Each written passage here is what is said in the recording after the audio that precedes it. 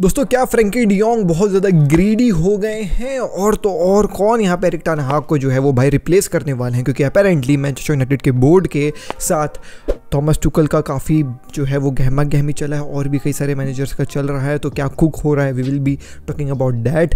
Manchester United ने क्या price set करी है सेंचो की, और तो और निको विलियम्स से रिलेटेड भी एक अपडेट लेकर के आऊँ। तो hey guys, welcome back to another video of AKG। Video को लाइक नहीं किया लाइक कर दीजिए, चैनल को सब्सक्राइब नहीं किया है तो सब्सक्राइब कर दीजिए, क्योंकि मैं डेली 7:30 बजे आपके लिए फुटबॉल की अपडेट्स लेकर के आता हूँ। बाकी चलिए वीडियो को चालू करते हैं बिना किसी देरी के। फुटबॉल की खबर है किसी के साथ।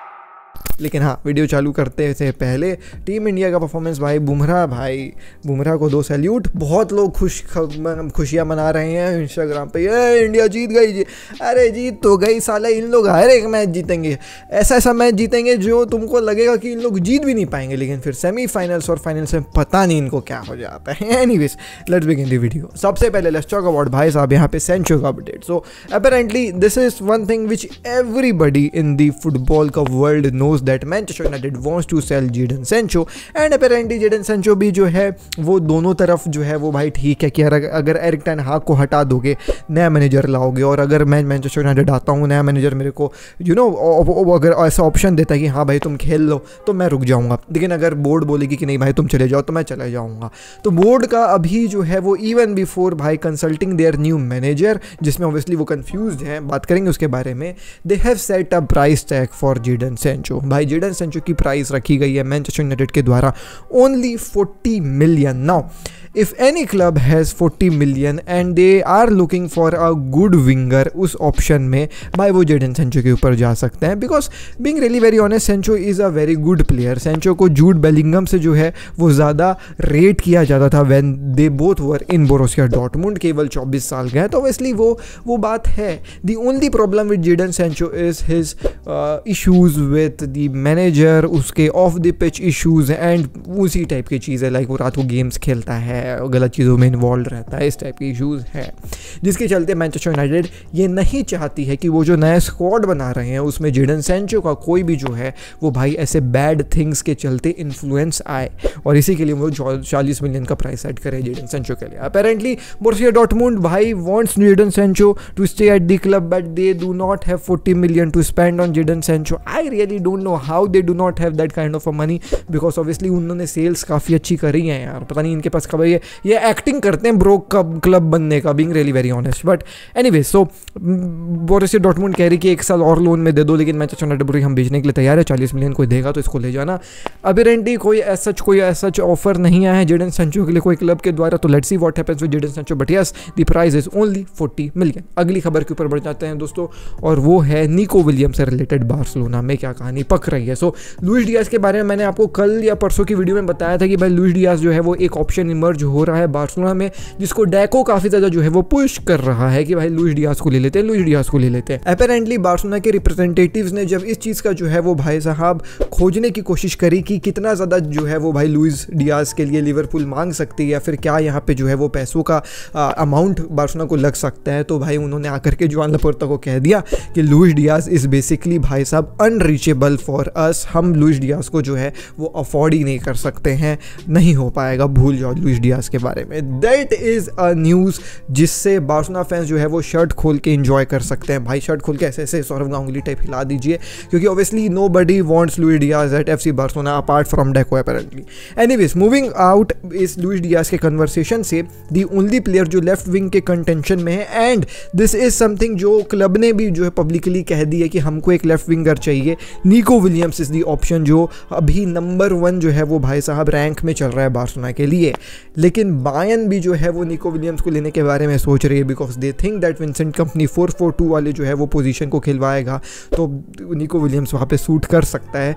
The price tag for Nico Williams is below 60 million just because of a release clause उसका 60 मिलियन का है, तो उसके नीचे का जो है वो कुछ अमाउंट बार्सिलोना और बायर्न आपस में जो है वो भाई साहब बिडिंग वॉर करने वाले हैं, ऐसा समझ में आ रहा रहा है।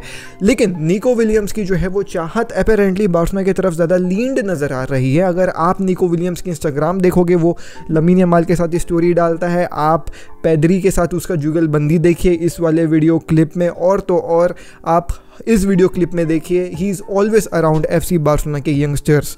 अब I am pretty much sure कि ये यंगस्टर्स ऑब्वियसली पुश कर रहे होंगे निको विलियम्स को कि बड़े भाई देख कितना अच्छा जो है वो माहौल है हम लोग का, join us at FC Barcelona, you will have a great time.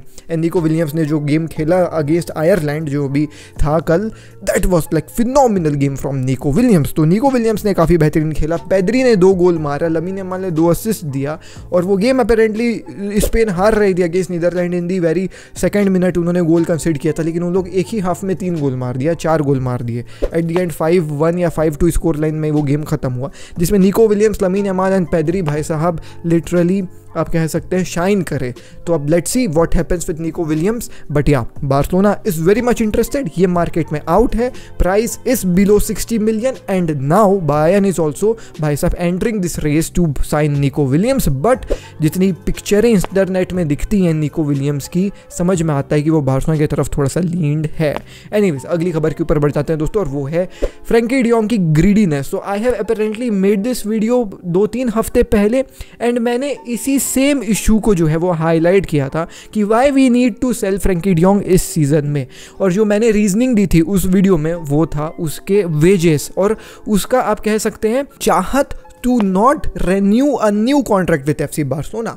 आज मीडिया में ये खबर जो है वो बाहर आती है कि भाई साहब apparently Frankie de Jong is going to earn 44 million for next 2 season at FC Barcelona, 20 million for the 2024 and 25 season and 24 million for the following season, which is a humongous amount considering the wage list of other clubs in Europe. Kevin De Bruyne makes around 16 to 17 million if I am not wrong, या फिर उससे नीचे भी कमा सकता है। Arsenal में इतना जो है वो भाई पैसा किसी का भी नहीं है। रियल मैड्रिड में the players like Jude Bellingham, Vinicius Junior earn below 15 million per season की salary, but Frankie de Jong will apparently भाई साहब get 20 million for this season and 24 million for the next season, which is a crazy amount in the world of football.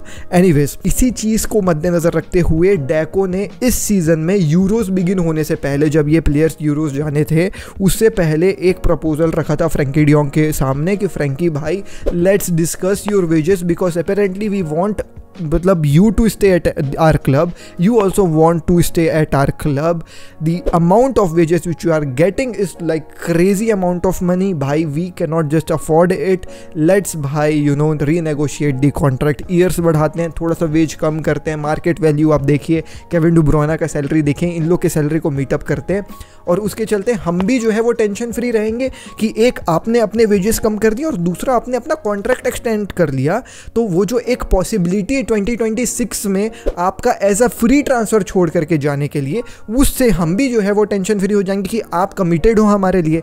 But Frankie de Jong उस भाई साहब नए contract के proposal को, फिर से लाइट गोल हो गई यार डैम, उस नए कॉन्ट्रैक्ट प्रपोजल को जो है वो ठुकरा करके भाई चले गए अपने जो है वो यूरोस के गेम्स को खेलने के लिए।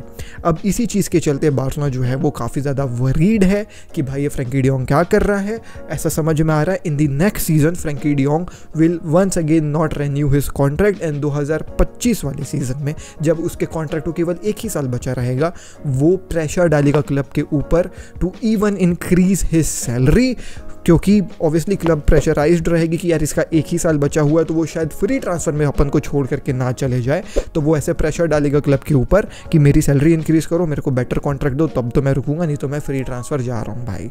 दिस इज समथिंग जो लोग स्पेकुलेट कर रहे हैं, आई डोंट नो क्या ये होगा कि नहीं होगा, लेकिन जितना मैंने फुटबॉल देखा है, मैंने इस सिचुएशन को ड्रॉ होते हुए बहुत सारे क्लब्स और बहुत सारे प्लेयर्स को करते हुए ये सेम काम देखा है। तो let's see what happens with Frenkie de Jong. But ये नई रिपोर्ट आई है, नया सैलरी आया है, नया खुलासा आया कि डेको ने ऑफर रखा था बट वो उसको इग्नोर करते हुए यूरोस खेलने चला गया, विच is a very bad thing. Anyways अगली खबर के ऊपर बढ़ जाते हैं दोस्तों, तो और वो है एरिक टेन हाग को रिप्लेस करने के लिए मैनचेस्टर यूनाइटेड किसको देख रही है। तो अभी तक जो है वो कुछ ऐसा ऑफिशियल नहीं हुआ है कि एरिक टेन हाग स्टे करेगा कि क्लब छोड़ करके जाने वाला है। आउटसाइडर्स की रिपोर्ट्स की हम मान लें तो भाई मैनचेस्टर यूनाइटेड आने वाले जो है वो भाई साहब हफ्ते में एरिक टेन हाग के फ्यूचर के ऊपर अपना भाई डिसीजन आउट करने वाली है।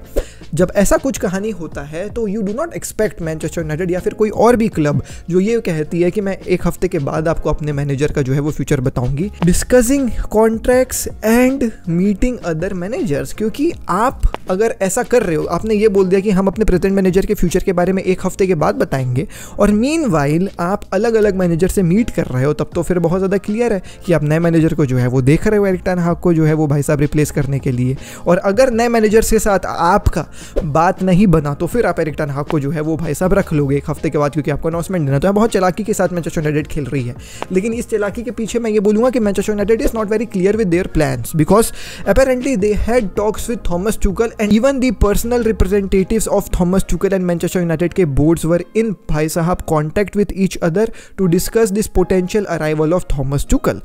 फिर उसके बाद 24 घंटे के बाद, लाइक 48 घंटे का कहानी है, Thomas Tuchel himself was in भाई साहब contact with the Manchester United का board to become the next Manchester United का coach. The discussions were very deep, ऐसा रिपोर्ट दे रहे हैं हमको वेरी रिलायबल जर्नलिस्ट लोग। अब कन्वर्सेशंस बहुत डीप थे, मतलब देवर इनटू कि क्या रोल होगा, क्या कॉन्ट्रैक्ट आपको हम देंगे, etcetera etcetera. That means Manchester United की बोर्ड लिटरली थॉमस टुकल को साइन कर ही ली थी, लेकिन अनफॉर्चुनेटली कुछ चीज़ों में जो है वो इनकी बात नहीं बनी। शायद पावर के मामले में मैनचेस्टर यूनाइटेड उसको कुछ बोली होगी साइनिंग्स वगैरह से रिलेटेड। एक ऐसी खबर निकल करके आई थी कि वो रूड्रिगर को साइन करवाना चाह रहा था मैनचेस्टर यूनाइटेड में, लेकिन मैनचेस्टर यूनाइटेड ने मना कर दिया था। शायद ये एक बात थी, और भी और कुछ बातें होंगी यार, जिसके चलते जो है वो थॉमस टुकल ने अपने आप को रिजेक्ट करवा लिया मैनचेस्टर यूनाइटेड की तरफ से, या फिर आप कह सकते हैं कि थॉमस टुकल ने खुद रिजेक्ट कर दिया मैनचेस्टर यूनाइटेड को। और अब थॉमस टुकल कह रहा है कि मैं अब एक आध साल जो है वो रेस्ट करने वाला हूँ मैनेजर वाले पोजीशन से। अब मैनचेस्टर यूनाइटेड के जो है वो लिस्ट में 2-3 मैनेजर्स का बात है।